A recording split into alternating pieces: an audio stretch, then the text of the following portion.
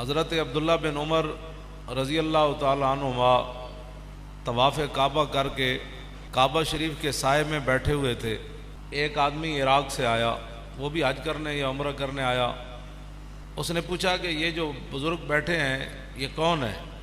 لوگوں نے بتایا کہ یہ فاروق اعظم کے صاحبزادے ہیں، عبداللہ بن عمر ہے. تو اس نے جا کر آپ کو سلام کیا اور وہ کہنے لگا کہ اگر اجازت ہو تو میں آپ سے کوئی سوال پوچھ سکتا ہوں. آپ نے فرمایا پوچھو، کیا پوچھتے ہو؟ جب انسان وسعید و من وعظ بغیری، وسعید وہ پوری حدیث ہے، میں علیحدہ پڑھ رہا ہوں اس لیے اس پر پیش پڑھ رہا ہوں. نبی علیہ السلام نے فرمایا کہ خوش بخت وہ ہوتا ہے جو دوسرے کو دیکھ کر نصیحت پکڑے. یہ نہیں کہ اس کو نصیحت کی جائے، وہ دوسرے کو دیکھ کر نصیحت پکڑے. توبہ توبہ، اچھا اس نے یہ کام کیا تو اس کو یہ سزا مل رہی ہے، اس نے یہ کام، توبہ توبہ، اچھا یہ اس حالت میں تھا تو اس حالت میں آ گیا، توبہ توبہ توبہ، اچھا یہ اتنا وہ آدمی ہے جو آج اس حالت میں پہنچ گیا. حضور نے فرمایا خوش بخت انسان وہ ہے کہ جس تقریریں سنیں کے بغیر ہی لوگوں کو دیکھ دیکھ کر نصیحت پکڑے. اور باقی حضور نے فرمایا وشکیو من شکی فی بطن امی، حضور نے فرمایا بدبخت جڑا نا ماں دے پیٹ وچ بھی بدبخت ہی ہوندا. اے نہیں کہ باہر آ کے وہ بدبخت بنتا ہے تو وہ پھر لوگوں دی مجلساں سن کے. حضور نے فرمایا نہیں، ماں دے پیٹ وچ ہی بندہ بدبخت ہوندا ہے. اب عبداللہ بن عمر سامنے، اللہ کا گھر سامنے، مقام ابراہیم سامنے، صفا اور مروہ ادھر موجود، مسجد حرام موجود. تو وہ عراق سے آیا ہوا حاجی وہ عبداللہ بن عمر سے پوچھتا ہے کہ میں آپ سے ایک سوال کر سکتا ہوں؟ بات میں یہ کرنے لگا ہوں کہ جنہوں نے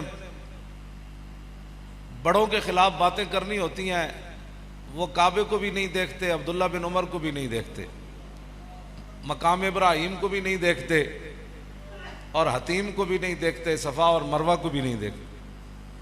وہ کہنے لگا کہ میں آپ سے ایک سوال کرنے لگا ہوں تو آپ مجھے اس کا جواب دیں. فرمایا بتاؤ. وہ کہنے لگا کہ مجھے یہ بتاؤ کہ عثمان غنی میدان بدر میں گئے تھے، عثمان غنی کا دشمن تھا، آپ نے فرمایا نہیں گئے تھے. اس نے کہا دوسرا سوال یہ ہے کہ میدان احد میں جو صحابہ پیچھے ہٹے تھے، جب یکدم حملہ ہوا، وہ ٹیلہ حضرت سعید بن جبیر کی قیادت میں جو حضور نے 50 صحابہ مقرر کیے تھے، جب انہوں نے وہ ٹیلہ چھوڑ دیا تو پھر ٹیلے کے پیچھے کی طرف سے آ کر 3000 مشرکین نے دوبارہ حملہ کر دیا. تو کہا اس جو اچانک حملہ ہوا تھا میدان احد میں، پیچھے جو صحابہ ہٹے تھے ان میں عثمان غنی تھے؟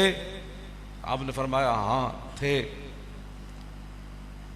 پھر اس نے پوچھا کہ حدیبیہ کے مقام پر عثمان غنی نے حضور کے ہاتھ پر بیعت کی؟ آپ نے فرمایا ان نے حضور کے ہاتھ پر بیعت نہیں کی. تو کہنے لگا اللہ اکبر، بس میرا جو عقیدہ تھا اس کا جواب عبداللہ بن عمر سے مل گیا. تو نعرے لگاتا ہوا جانے لگا تو عبداللہ بن عمر نے فرمایا اس کو پکڑ کر میرے پاس لاؤ. آپ نے فرمایا جو تو نے پوچھا ہے نا کہ عثمان غنی میدان بدر میں گئے تھے کہ نہیں، آپ نے فرمایا آج تجھے پتہ نہیں ہے کہ حضور کی صاحبزادی ان کے نکاح میں تھی، حضرت رقیہ بیوار تھی. تو حضور نے فرمایا کہ عثمان آپ ان کی تیمارداری میں رہیں، بدر میں نہ جائیں، ان کی خدمت کریں تو اللہ تعالیٰ آپ کو بدریوں کا ثواب عطا فرمائے. فرمایا باقی تو نے پوچھا کہ میدان احد میں عثمان غنی پیچھے ہٹے تھے کہ نہیں، تو میں نے تجھے کہا ہٹے تھے تو نے کہا بڑا خوش ہوا. تو فرمایا وَلَقَدْ عَفَا عَنْكُمْ وَلَا، تو نے قرآن نہیں پڑھا کہ اللہ نے فرمایا میرے حبیب جو صحابہ پیچھے ہٹے تھے رب نے ان کو معاف کر دیا. تیسری بار جو تو نے پوچھی ہے کہ عثمان غنی حدیبیہ کے مقام پر تھے کہ نہیں، فرمایا 1400 صحابہ میں سے سب سے زیادہ حضور کو محبوب ہی وہی تھے، اور سب سے زیادہ ان کی پاور کی وجہ سے حضور نے ان کو سفیر بنا کر بھیجا تھا کہ پورے مکے میں ان کے رشتہ دار موجود تھے، کسی کی جرت نہیں تھی ان کی طرف کوئی ہاتھ بڑھاتا. تو تجھے پتہ نہیں ہے کہ حضور کے وہ محبوب تھے، اور حضور نے فرمایا تھا کہ عثمان اللہ کا بھی کام کرنے گیا ہے اور اس کے رسول کا کام کرنے گیا ہے. جب آپ نے تینوں باتوں کا جواب دیا تو فرمایا فَاذْهَبْ بِنَا الْآن، فرمایا ہن نعرہ لان. تو بات اتنی ہے کہ جن لوگوں نے باتیں کرنی ہوتی ہیں وہ काबे के सामने भी बातें कर देते हैं और उनके बारे में बातें कर देते हैं जिनके बारे में हुजूर ने फरमाया कि या अल्लाह उस्मान बड़ा हया वाला है। क़यामत के दिन हर बंदे को रब के सामने एक बार पेश होना पड़ेगा। वमिन को मिल्ला वारे दुआ, ये कुरान की नस है। हाँ जी, हर बंदे को एक बार रब के सामने पेश होना पड़ेगा बगैर तर्जुमान के। दरमियान में तर्जुमान नहीं होगा, अपने करतूतों का जवाब देना होगा हर बंदे को, सिवाय उस्मान गनी के। इसलिए आज की रात तौबा की रात है। हर बंदे को पता है मैंने क्या करतूत की है, तो वो जो पेशी है ना, वहां उस दिन झूठ भी नहीं बोला जाएगा, होगा भी रब सामने।